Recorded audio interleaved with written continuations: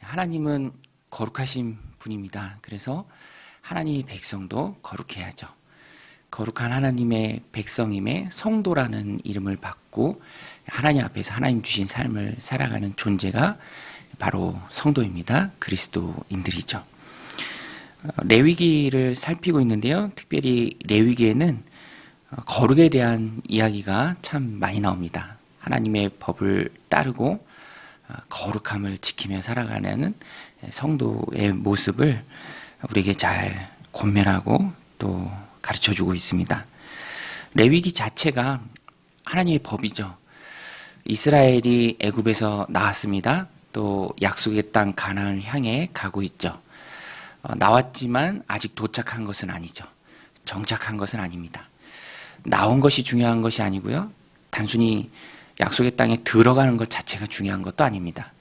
중요한 것은 나와서 하나님의 백성의 정체성을 갖고 그 땅에 들어가서 하나님의 백성의 정체성으로 살아내는 것이 중요하죠. 왜냐하면 제사장 나라이기 때문에 그래요. 이스라엘을 선택하신 하나님의 뜻은 단순히 이스라엘만 잘 되라고 선택한 것이 아니고요. 이스라엘을 통해서 열방의 하나님이 드러나고 하나님이 영광 받으시기 위해서 하나님을 모르는 열방의 하나님을 소개하는 민족으로 하나님께서 이스라엘을 선택한 것입니다. 그래서 애굽에서 나와서 하나님의 법을 받고 하나님의 백성으로 살아가는 것을 배우는 게 중요합니다. 레위기가 그것을 계속해서 말씀해 주고 있죠. 하나님 백성의 법, 가치관, 하나님 백성 삶의 기준, 그것을 전수하는 것이 바로 레위기입니다. 들어가서 어떻게 살 것인가가 중요하죠. 제사장 나라이기 때문에 오늘 우리가 이 말씀을 보면서 기억해야 할 것은 이스라엘 백성이 출애굽하고 가나안 땅에 들어가는데 이미 가나안 땅은 사람이 살고 있습니다. 비어있는 땅이 아니죠. 그런데 그 가나안 땅에 살아가는 사람들, 가나안 7족속이라고 하죠. 아모리 족속으로 대표되는 가나안 7족속. 그 사람들이 문제예요. 왜냐하면 그 가나안 7족은 이미 하나님 앞에 타락한 삶을 살고 있습니다. 그래서 그들은 심판의 대상이 되었어요. 이스라엘 백성이 가나안 땅에 들어가는 것이 하나님 약속의 성취인데 가나안 땅에 들어갈 때 어떤 모습으로 처음에 들어가냐면 심판자로서 들어갑니다. 하나님 앞에 매우 타락한 가나안 7족속을 심판하는 심판의 도구로서 이스라엘 백성이 들어갑니다. 그래서 레위기에는 이것이 맞물려서 나옵니다. 그리고 그 땅에 들어갈 때 타락한 가나안 족속들을 쫓아내라. 그리고 절대로 그들의 삶을 따라가지 마라. 닮지 마라. 비슷해지지도 마라. 그것을 계속해서 말씀하고 있습니다. 특별히 레위기 18장에서 우리 앞장도 봤고요. 또 오늘 본문에도 보면 이미 그들이 어떻게 행하고 있는지를 잘 보여주고 있습니다. 자녀를 몰렉에게 인신제사죠. 드리기도 하고요. 또 더러운 일들을 많이 행하죠. 거룩하신 하나님이 볼 때 그들은 매우 더러운 삶을 살아가고 있는 사람들입니다. 그래서 하나님이 그들을 다 쫓아내시죠. 이스라엘을 심판의 도구로 사용하셔서 가나안 족속을 심판하십니다. 창세기 15장부터 이런 말씀이 나옵니다. 창세기 15장에 하나님이 아브라함과 언약을 맺으실 때 네 자손들이 애굽으로 가서 4대를 머무를 것이고 거기서 민족의 단위로 성장할 것인데 그 기간이 필요한 이유는 아직 아모리 족속의 죄악이 가득 차지 않았다. 창세기 15장 16절에 보면 내 자손은 4대 만에 이 땅으로 돌아오리니 이는 아모리 족속의 죄악이 아직 관영치 아니함이라 하시더니 아모리 족속의 죄악이 가득 찼을 때 아브라함의 자손들이 심판자로서 하나님 심판의 도구로서 가나안 땅으로 돌아온다라는 말씀입니다. 심판자는 하나님의 도구로서 그 심판을 수행하죠. 더불어 심판자이기 때문에 심판하신 하나님의 거룩함에 모범이 되어야 합니다. 하나님 도구이니까 하나님의 거룩함을 드러낼 수 있는 자들이 되어야죠.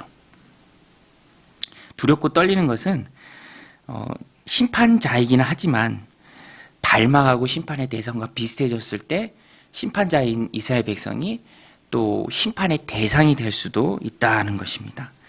이스라엘의 역사가 그것을 잘 말해줍니다. 거룩한 제사장 나라로서의 사명을 잊어버리고 그들이 심판자의 역할을 했지만 그 사명을 잊어버리고 비슷해졌을 때, 똑같아졌을 때 그들 역시, 이스라엘 백성 역시 심판의 대상이 됩니다. 그래서 쫓겨나고 결국에는 포로가 되죠. 이스라엘 나라가 망하게 됩니다. 심판의 대상이 되는 이유는 닮아가기 때문이죠. 비슷해졌기 때문입니다. 그들의 풍속을 쫓아서 너희가 그 땅에 들어가거든 절대로 닮지 말고 그래서 다 쫓아내야 하고 비슷해지지 말라라고 하나님이 분명히 여러 차례 말씀하셨는데도 불구하고 똑같아졌을 때 심판의 대상이 됩니다. 그래서 오늘 본문에서도 들어가기 전에 영향을 받지 마라. 시내산에서 철저하게 말씀의 교육을 받습니다. 마치 백신을 맞는 것과 비슷하죠. 목적은 스스로를 더럽히지 말라라는 것입니다. 더러워져서 그 땅에 백성들이 쫓겨나는데 너희도 더러워지면 너희 역시 쫓겨난다. 그 땅이 너희를 토해낸다. 심판의 대상이 된다. 그것을 오늘 본문이 말씀하고 있습니다. 24절, 25절에 나오죠. 너희는 이 모든 일로 스스로 더럽히지 말라. 내가 너희 앞에서 쫓아내는 족속들이 이 모든 일로 말미암아 더러워졌고 그 땅도 더러워졌으므로 내가 그 악으로 말미암아 벌하고 그 땅도 스스로 그 주민을 토하여 내느니라. 또 28절에도 보면 너희도 더럽히면 그 땅이 너희가 있기 전 주민을 토함같이 너희를 토할까 하노라. 분명한 하나님의 경고의 메시지입니다. 너희가 지금은 그 죄악이 가득한 아모리 족속을 심판하는 심판의 도구로, 나의 도구로 그 땅에 들어가지만 너희도 똑같아지면, 너희도 더러워지면, 너희도 스스로 더럽히면 너희도 똑같이 쫓겨난다라는 말씀입니다.